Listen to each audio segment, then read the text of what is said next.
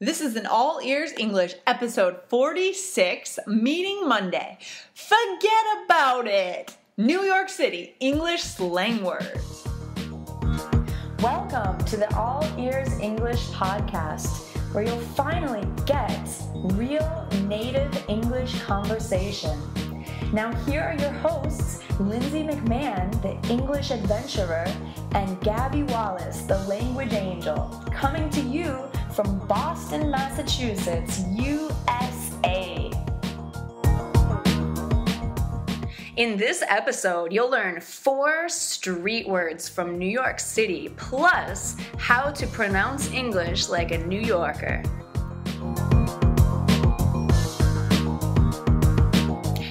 All right, guys, so today we're here with Michael from My Happy English, and we're really excited to have Michael here. Thanks so much for joining us, Michael. Sure, thanks for having me. This is a great experience. I'm happy about that. Excellent, awesome. Excellent. So Michael is from New York City, has lived there his whole life, and we brought Michael on to teach you guys some phrases and expressions from New York. New York. Yeah. So, Michael, what are you going to teach us today?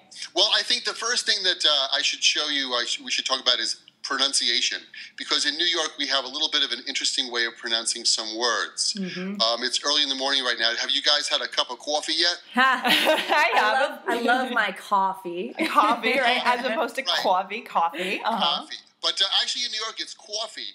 And I thought I could show your listeners a usual sentence that we would say here in New York, which would be this. I'm going to walk my dog to the corner and grab a coffee for a quarter. Wow, that's incredible. It's so different, even from Boston. It's so different from Boston. It is. It totally is. You have to really kind of concentrate there to understand. So now, is that accent all over New York City? Are we talking about the 5 boroughs, or are we talking about just Brooklyn, just Queens, or what? I think it's a little stronger in Brooklyn and Queens, but certainly in New York. You know, we drink coffee here. I love coffee. I love black coffee. I have a dog. I like to walk my dog. And sometimes when we go down to the corner, we can get a coffee. Now, you can't get a coffee for a quarter, but a quarter can get you a piece of gum in a machine, maybe. Awesome. That is an expert New York accent. I love it. That's how we do that in New York. That's fantastic. And do you have any kind of survival vocabulary words that students might want to know if they're studying in New York? Sure. I have a couple of words that come to mind. The first one is Ajita. Ajita. I've never heard that one before. Go ahead. So Ajita has a kind of 2 meanings. The first one is it's a heartburn. It's a way we talk about heartburn from eating something. If you have a lot of spicy food or some pizza, you could say, "Wow, that pizza gave me Ajita." Ajita. Wow, that's so funny. Does that come from the word agitate or agitated? It might be. You know, in the early part of the 20th century, there were a lot of Italian immigrants who settled in New York.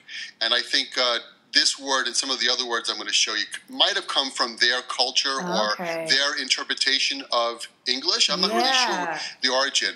But we also use agita. It's, you know, if you have heartburn, it feels, you know, bad in your stomach and you're, you know, down there. And so when you have stress, it's a very similar feeling. So agita is also used to mean a stressful feeling from being aggravated by another person. There you go. Oh, that's so useful. That's so interesting. Yeah. So, or a situation. So, you know, the trains in New York are never on time. So you could say, "Oh, the trains give me agita." Definitely. Good one. Fantastic. That's a good one to know. I love it. Okay. Well, what else do you have for us? My friend Johnny is always complaining about his job. "Oh, he gives me agita." He gives you agita. Right. That's great. That's so funny. I've never heard of that before. Okay. So what else? What else do students need to know if they're vacationing or studying in New York? Forget about it. Forget about it. That's a good one. I've heard that one. Forget about it. All the time. It has a couple of different uses. One, the basic use is it means no way. Mm-hmm. No way. So, are you thinking of having pizza at that place? Forget about it. It's terrible. And give us another example of how we could use that. Oh, come on, Lindsay. Lindsay, you said that you want me to walk all the way from Central Park to Chinatown? Forget about it. I've done that, actually. I'm taking the subway. That's fantastic. I've heard that in a lot of movies. You know, you hear that all the time. That's such an iconic expression. And it's fun to say. It is. Forget about it. Forget about it. Actually, if you wrote it down, it would be forget about it. But we never say it that way. Forget about it. Excellent. I love it. All right. What else have you got for us? Not for nothing. You guys have the best English podcast I've ever heard. Wow. Thank you. We like that. Not for nothing. Not for nothing is a phrase that we use when you want to give your opinion about something that you believe is true, and maybe the listener doesn't know or doesn't realize it. Oh, that's an important point. So is it... I'm sorry. No, go ahead. And it's usually followed by but. For example, not for nothing, but you guys have the best English podcast. Oh, wow. Not for nothing, but New York has the most delicious pizza anywhere. Wow. So it's like to introduce an opinion, like you were saying. That's right. Okay. Yeah. That's great. Not for nothing. Interesting. Not for nothing. I wouldn't date that guy. He's a bit of a loser. That's great. Oh, that's awesome.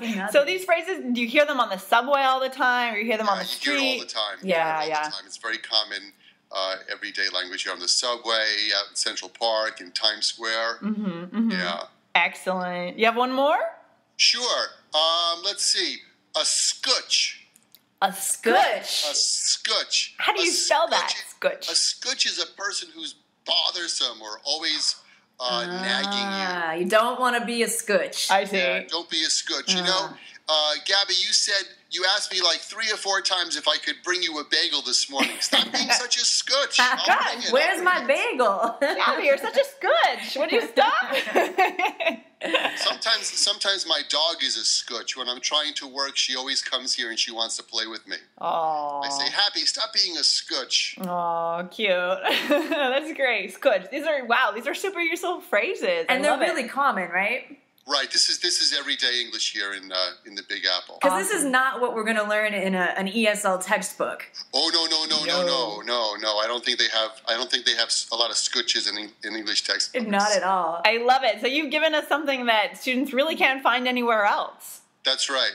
When they come to New York, they have a cup of coffee, and I hope the coffee doesn't give them Ajita, and I hope they don't see any scutches on the subway next to them. Forget about it. I hope they don't. Forget about it. This is a great city, and not for nothing, New York is a very safe place, and anybody who comes here to study English will have a great time here. That is true. That is true. We love New York. Absolutely. And speaking of studying English, you also have a website.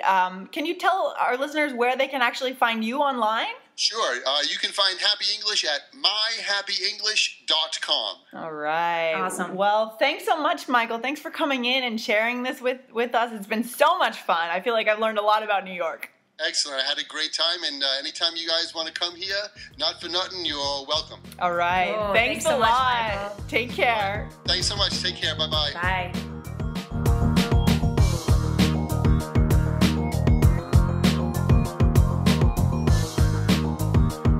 Hey guys, our email list is the only way that we can send you a free ebook on how to learn English through a podcast, exclusive information from us, and new offers and materials that we have coming out very soon. So please get on our email list at allearsenglish.com. Thanks for listening to the All Ears English podcast. We're here to help you learn English, and you can help us by leaving a 5-star review on iTunes. See you next time.